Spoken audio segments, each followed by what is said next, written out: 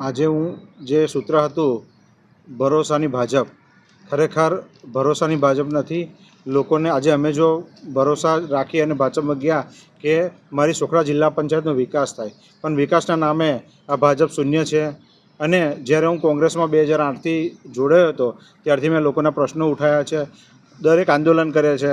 લાઇટો માટે તમે જોઈએ કે પ્રોબ્લેમ હોય તો ભાજપના કોઈ નેતા ગ્રાઉન્ડ પર ના આવે, એસી કેબિનમાં બેસી રહે. અમે સતત જીબીના અધિકારીઓને રિક્વેસ્ટ કરી અને અમારા વિસ્તારમાં સારું એવું કામ કરાયું છે. મેં ગઈકાલે ભારતીય જનતા પાર્ટીમાંથી રાજીનામું આપ્યું. એ મારી ભૂલ થઈ ગઈ, કારણ કે કોંગ્રેસે મને વાયદા કરીને એ પૂર્ણ નથી કરતા. અને ભારતીય જનતા પાર્ટી સતત વિકાસના કાર્યો કરે છે અને વિકાસના લક્ષી છે.